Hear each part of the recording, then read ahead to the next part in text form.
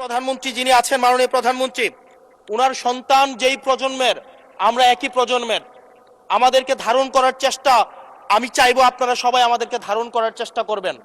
বিএনপির নয়, কেবল জামাতের নয়, কেবল এনসিপির নয়, বাংলাদেশের মানুষের স্বার্থ, বাংলাদেশের মানুষের আকাঙ্ক্ষা, বাংলাদেশের মানুষের স্বপ্ন বাস্তবায়ন যেন আমরা করতে পারি। মাননীয় স্পিকার, এই চেয়ার আমি অনুধাবন করতে পারছি জনগণ বিচ্ছিন্নতা তৈরি করে। এই সংসদে বসে, এসি রুমে বসে, এসি গাড়িতে চলে, মিনিস্ট্রির এসিতে বসে, বাসার মধ্যে 24/7 আনইন্টারাপ্টেড ইলেকট্রিসিটির মধ্যে থেকে জনগণের সমস্যা বোঝা যায় না। এই জন্য এই সংসদে যখন আমরা দাঁড়াই, আমরা জনগণের সমস্যা অনুধাবন করতে পারি না। আমরা এই সংসদে বসে যদি আমরা লোডশেডিং এ আমরা খুঁজি, এই সংসদে বসে লোডশেডিং পাওয়া যাবে না, এই সংসদে বসে জনগণের সমস্যা পাওয়া যাবে না, এই সংসদে বসে সবকিছুকেই, মাননীয় স্পিকার, আমরা যে এই বাংলাদেশের সবচেয়ে সুবিধাভোগী মানুষের মধ্যে এই সংসদে যারা বসে আছি, বাংলাদেশের সবচেয়ে ফেসিলিটেড মানুষের মধ্যে আমরা অন্যতম। মাননীয় স্পিকার, আমাদের জনগণের কাছে যেতে হবে, জনগণের আশাগুলোকে, সময়গুলোকে, স্বপ্নগুলোকে আমরা রাজনৈতিক ভাষার মধ্য দিয়ে, কর্মসূচির মধ্য দিয়ে সেগুলোকে বাস্তবায়নের জন্য আমাদের সবাইকে সমন্বিতভাবে, ঐক্যবদ্ধভাবে কাজ করার প্রয়াস আমাদেরকে থাকতে হবে।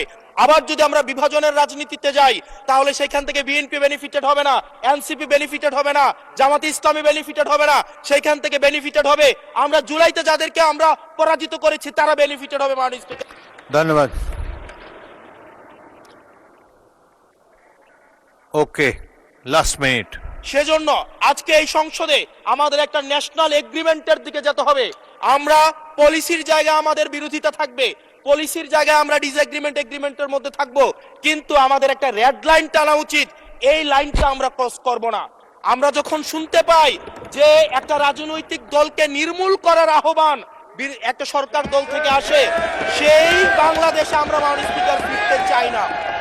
মাননীয় স্পিকার, আমরা এখানে আমরা কনস্ট্রাকটিভ ভাবে পলিসির জায়গা থেকে আমরা আর্গিউ করব, আমরা এগ্রি করব, আমরা ডিসএগ্রি করব, কিন্তু মাননীয় স্পিকার, নির্মূলের রাজনীতি, বিনাশের রাজনীতি, দমনের রাজনীতি, পীড়নের রাজনীতি যদি আমরা বাংলাদেশে আবার পরিচয় করাই, ইন্ট্রোডিউস করাই, সেইখান থেকে এই সংসদের কেউ বেনিফিটেড হবে না। বেনিফিটেড হবে আমাদের সবচেয়ে বেশি যারা আমাদের এই বাংলাদেশটাকে ঝুঁকির দিকে ঠেলে দিয়েছে, সেই অপশক্তি হচ্ছে মাননীয় স্পিকার বেনিফিটেড হবে। সেজন্য আমরা ঐক্যবদ্ধভাবে বাংলাদেশটাকে বিনির্মাণ করি। ধন্যবাদ মাননীয় সদস্য। পরবর্তী বক্তা রশিদুজ্জামান।